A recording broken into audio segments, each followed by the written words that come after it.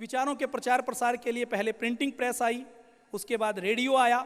Radio के प्रचार प्रसार करने में, रेडियो का प्रचार प्रसार होने में जो समय लगा वो 48 वर्ष का लगा। रेडियो जन जन तक पहुंचा, उसमें 48 वर्ष लगे। 1920 में रेडियो का आविष्कार हुआ, रेडियो जन जन तक पहुंचने में 48 वर्ष लगे। टीवी जिसका आविष्कार द्वितीय विश्व युद्ध के बाद हुआ, उसको जन जन तक पहुंचने में 14 साल लगे। इंटरनेट जिसका आविष्कार 1990 के दशक में हुआ, जो जन जन में पहुंचा, उसको जन जन तक पहुंचने में 4 वर्ष का समय लगा। और सोशल मीडिया की यदि हम बात करें तो फेसबुक जिसका आविष्कार 2004 में हुआ, 9 महीनों में वो करोड़ों लोगों तक पहुंच गया था। और आज हम हिंदुस्तान की बात करें तो अपने हिंदुस्तान में आज लगभग 43% लोग सोशल मीडिया का, स्मार्टफोन का प्रयोग करते हैं। आपने देखा होगा, इतिहास की यदि हम बात करें तो पिछले 2 करोड़ सालों में जितनी तरक्की हुई, जितनी उन्नति हुई आधुनिक विचारधारा के हिसाब से, उतनी 2 लाख सालों में हुई, जितनी 2 लाख वर्षों में हुई उतनी 2000 वर्षों में हुई, और जितनी 2000 में हुई उतनी 200 वर्षों में हुई बिजली के आविष्कार के बाद, और जितनी 200 वर्षों में हुई उतने पिछले 20 वर्षों में हुई, क्योंकि पिछले 20 वर्षों में हमारे सामने इंटरनेट आया है। आज इंटरनेट के रूप में हमारे हाथ में एक प्रिंटिंग प्रेस है, आज इंटरनेट के रूप में, स्मार्टफोन के रूप में हमारे हाथ में एक रेडियो स्टेशन है, आज इंटरनेट के रूप में, स्मार्टफोन के रूप में हमारे हाथ में एक टीवी स्टेशन है। एक टीवी का स्टूडियो यदि हम लगाते हैं तो उसमें कम से कम 50 से 100 करोड़ रुपए लगते हैं।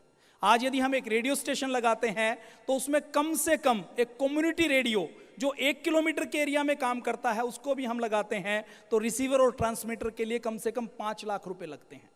हमारे हाथ में इंटरनेट ने इतनी बड़ी ताकत दी है, सोशल मीडिया ने इतनी बड़ी ताकत दी है कि आज आप और हम सब, एक एक व्यक्ति, एक संपादक भी है, एक रिपोर्टर भी है, एक रेडियो स्टेशन चलाने वाला भी है, एक टीवी स्टेशन चलाने वाला भी है, एक समाचार पत्र छापने वाला भी है। हम एक पुस्तक भी, पूरी पुस्तक चाहें तो पुस्तक भी सोशल मीडिया से, स्मार्टफोन से हम छाप सकते हैं। तो ये इंटरनेट की, सोशल मीडिया की ताकत है। अभी आपने देखा होगा कि धरती के ऊपर यदि हम बात करें तो हर 7 में से 1 व्यक्ति फेसबुक के ऊपर है। और ये डाटा तो थोड़े से पुराने हैं, आज की हम बात करेंगे तो हर 6 में से 1 व्यक्ति फेसबुक का प्रयोग करता हुआ मिलेगा। विदेशों की हम बात करें तो विदेशों में शादी के समय अब कसम दिलवाई गई है, जैसे हर चीज के कुछ अच्छे इफेक्ट होते हैं, कुछ बुरे इफेक्ट होते हैं। विदेशों में जो शादियां होती हैं वो भी सोशल मीडिया के माध्यम से होती हैं, और जो शादियां टूटती हैं वो भी सोशल मीडिया के माध्यम से कई बार टूटती हैं। तो विदेशों में तो शादी के समय भी कसम दिलवाई जाने लगी कि ऑनलाइन आप ज़्यादा फ्लर्ट नहीं करेंगे। ये सोशल मीडिया के प्रचार प्रसार की मैं बात कर रहा हूं। चीन में फेसबुक के ऊपर प्रतिबंध है, उन्होंने अपना खुद का सोशल मीडिया बनाया है, क्योंकि चीन में आपने सुना होगा कि कम्युनिस्ट लोग हैं और वो नहीं चाहते कि बाहर के विचार आएं और विचार प्रचार प्रसार हो। वो फेसबुक को कंट्रोल नहीं कर सकते, तो इसलिए उन्होंने अपने खुद का फेसबुक जैसा एक वेबसाइट बनाई हुई है जिसको वो खुद कंट्रोल करते हैं। जैसे अभी तक हम मानते थे कि किसी भी देश में किसी भी नागरिक के जो मौलिक अधिकार हैं वो हवा, पानी, खाना है, और अभी सोशल मीडिया का, इंटरनेट का इतना प्रयोग बढ़ रहा है कि दुनिया के कई देश ऐसे हैं जिन्होंने ये संकल्प लिया है कि हम सोशल मीडिया को ऐसे ही मौलिक अधिकार मानेंगे जैसे मिट्टी, हवा, पानी को मानते हैं। और हम सब के लिए ये अत्यंत सौभाग्य की बात है जो पतंजलि योगपीठ परिवार है। पूरे आध्यात्मिक जगत की यदि बात की जाए तो पतंजलि योगपीठ परिवार, परम पूज्य स्वामी जी महाराज सोशल मीडिया में एकमात्र ऐसी आध्यात्मिक और दिव्य विभूति हैं जिसके सबसे अधिक फॉलोवर हैं।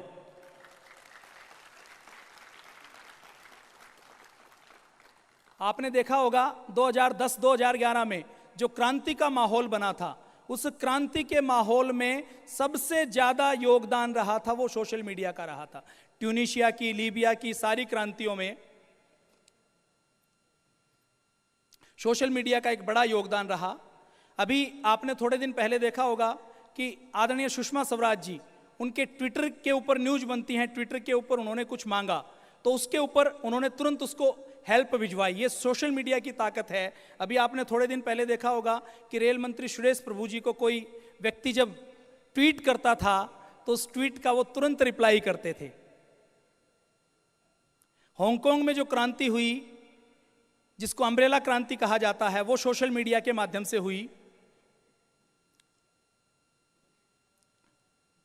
हमें सोशल मीडिया में क्या करना है, जैसे परम पूज्य स्वामी जी महाराज ने बताया कि हमें सबसे पहले तो सोशल मीडिया के जितने प्लेटफॉर्म हैं, सोशल मीडिया में मुख्य रूप से हम 3 प्लेटफॉर्म का सबसे ज़्यादा प्रयोग करते हैं। सबसे पहले आप और हम बात करें तो व्हाट्सएप का सबसे ज़्यादा प्रयोग करते हैं। दूसरा, हम फेसबुक का सबसे ज़्यादा प्रयोग करते हैं। और तीसरे नंबर के ऊपर जो सबसे बढ़ता हुआ जो सोशल मीडिया है वो ट्विटर है।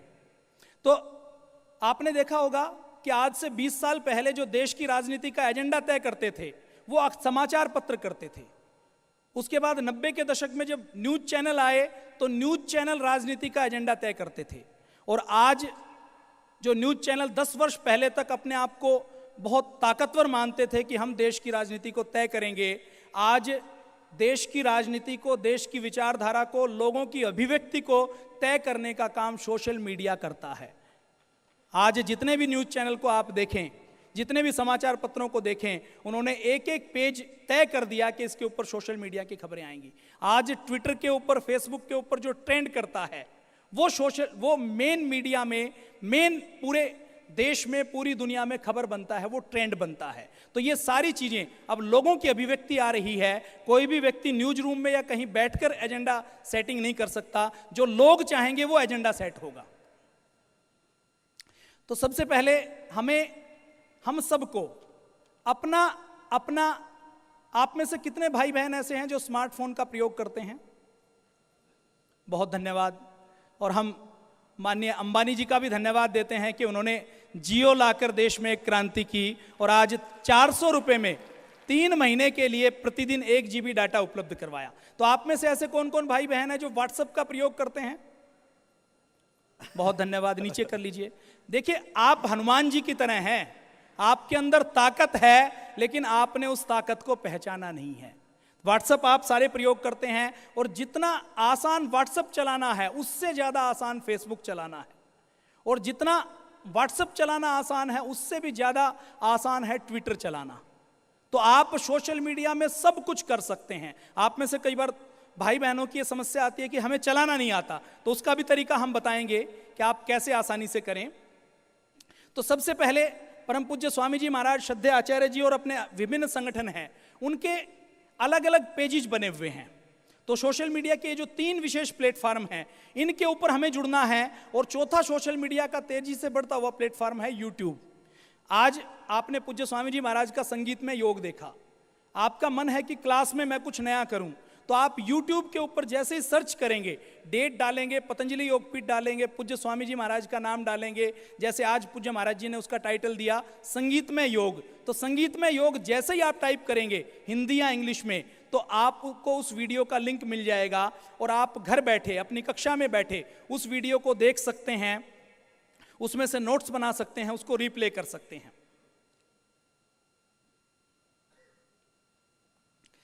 परम पूज्य स्वामी जी महाराज का जो ऑफिशियल फेसबुक पेज है वो स्वामी.रामदेव जी के नाम से है, और जिसके ऊपर अभी लगभग 96 लाख लाइक्स हैं, 96 लाख लोगों तक पहुंच है। ये तो एक पेज है।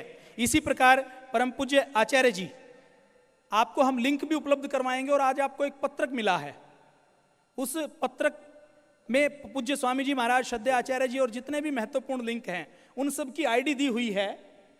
ये पत्रक आपको सबको गेट पर मिला है, जिनको नहीं प्राप्त हुआ है उनको हम उपलब्ध करवा देंगे, और आपको हम ये व्हाट्सएप के ऊपर भी उपलब्ध करवाएंगे। आप यहाँ पर आए हैं, आपको तो पत्रक मिल गया, लेकिन आपको तो सारी जानकारी है, हमें सूचना किन तक पहुँचानी है? उन लोगों तक पहुँचानी है जो यहाँ पर आए नहीं हैं। इसी प्रकार श्रद्धेय आचार्य बालकृष्ण जी महाराज का फेसबुक पेज बना हुआ है, जिसमें लगभग 60 लाख लोग जुड़े हुए हैं। भारत स्वाभिमान ट्रस्ट जो अपना संगठन है, जिसके ऊपर जिलों की आप सब जो हमें रिपोर्ट भेजते हैं, जो फोटो भेजते हैं, वो इसके ऊपर डाली जाती हैं।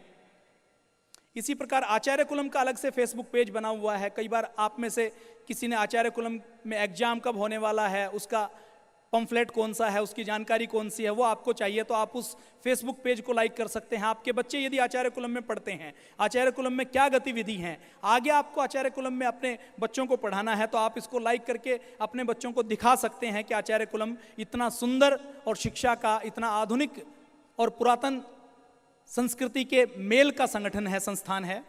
इसी प्रकार पतंजलि आयुर्वेद .net के नाम से हमारी ऑनलाइन परचेज करने के लिए वेबसाइट बनी हुई है और फेसबुक अकाउंट भी बना हुआ है। आपको कोई ऑनलाइन परचेज करना है तो आप पतंजलि आयुर्वेद की वेबसाइट पर जाकर परचेज कर सकते हैं, और आप यदि 1000 रुपये से ज़्यादा की परचेज करते हैं तो आपको उसके ऊपर कोई भी शिपिंग चार्जेस देने की जरूरत नहीं है। आपको फ्री ऑफ कॉस्ट आपके घर पर वो सामग्री आपको मिलेगी। इसी प्रकार युवा भारत संगठन का अलग से फेसबुक पेज बना हुआ है। वेद वेदांग शिक्षा, आप में से बहुत से लोगों का मन करता होगा कि हम पूज्य आचार्य प्रद्युमन जी महाराज, परम पूज्य स्वामी जी महाराज, श्रद्धेय आचार्य जी और जितने भी विद्वान हैं, आदरणीय बहन डॉक्टर सुमन जी, जो वेद दर्शन उपनिषदों के ऊपर जितने हमारे और जो ब्रह्मचारी विद्वान हैं, उनके आप सुनना चाहते हैं, प्रवचन सुनना चाहते हैं, वेद दर्शन उपनिषद की शिक्षा लेना चाहते हैं, तो वेद वेदांग शिक्षा के नाम से बना हुआ है। इसी प्रकार पूज्य स्वामी जी महाराज का ट्विटर अकाउंट बना हुआ है। ट्विटर के ऊपर परम पूज्य स्वामी जी महाराज से आप जुड़ सकते हैं। ट्विटर अकाउंट का लिंक आपको दिया हुआ है। योग ऋषि रामदेव जी के नाम से ट्विटर हैंडल है। इसी प्रकार पूज्य आचार्य बालकृष्ण जी महाराज का ACH_ बालकृष्ण जी के नाम से ट्विटर अकाउंट बना हुआ है। इसी प्रकार BST_ के नाम से हमारे भारत स्वाभिमान ट्रस्ट का ट्विटर अकाउंट है। हमने व्हाट्सएप के ऊपर भी प्रचार प्रसार शुरू किया है। परम पूज्य स्वामी जी महाराज और श्रद्धेय आचार्य जी का व्हाट्सएप का भी एक नंबर लिया गया है। उससे कैसे कनेक्ट होना है उसकी प्रक्रिया इस पत्रक में लिखी हुई है।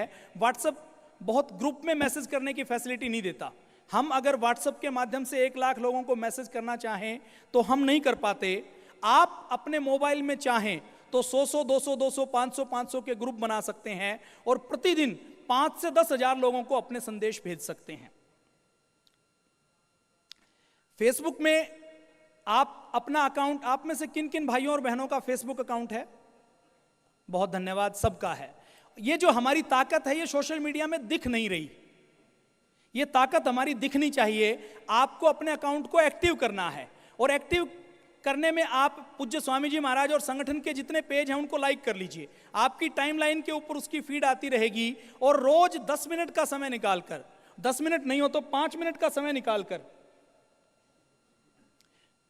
10 मिनट नहीं हो तो 5 मिनट का समय निकालकर आप एक बार खोल लीजिए टाइमलाइन और पूज्य आचार्य जी, श्रद्धेय स्वामी जी महाराज के जितने पेज हैं उनको खोलकर उनको लाइक करिए, उनको शेयर कर दीजिए और उनके ऊपर कमेंट कर दीजिए। दूसरों के क्या कमेंट्स आए हैं वो पढ़ लीजिए और आपको लगे कि किसी व्यक्ति ने आग्रह से, द्वेष से कमेंट कर रखा है तो उसको उत्तर भी दीजिए कि आपकी जो जानकारी है, आपकी जो ज्ञान है वो अधूरा है। किसी के मन में यदि कोई शंका है तो उसका निवारण कीजिए। और आप देखेंगे कि फेसबुक के ऊपर, ट्विटर के ऊपर बहुत से पेड लोग काम करते हैं। बहुत सी 100 लोगों की, 200 लोगों की टीम बनी हुई है। वो आएगी और हम कुछ अच्छा भी करें, अच्छा भी डालें तो वो झुंड के झुंड में आएंगे और आकर नकारात्मकता फैलाने की कोशिश करेंगे। वो सारे व्यक्ति सामान्य अभिव्यक्ति के नहीं होते। उनमें से बहुत से व्यक्ति ऐसे होते हैं जो पेड होते हैं, जो आग्रही होते हैं और जिनको ये काम दिया गया होता है कि आपको ये नकारात्मकता फैलानी है। तो आपका और हमारा दायित्व क्या है? हमें कहीं भी ट्विटर के ऊपर, फेसबुक के ऊपर कोई भी नकारात्मक कमेंट्स यदि दिखाई देता है तो हम उसको इग्नोर नहीं करें, उसको उत्तर दें पहले तो सामान्य भाषा में, और फिर भी यदि हमें पता लग जाए कि ये व्यक्ति, इसकी जानकारी में कमी नहीं है, इसका तो आग्रह है और ये द्वेष रखता है, तो जैसी वो भाषा प्रयोग करता है वैसी ही हमें सख्त भाषा में उसका उत्तर देना है। ये हमें फेसबुक के माध्यम से करना है, ट्विटर के माध्यम से करना है।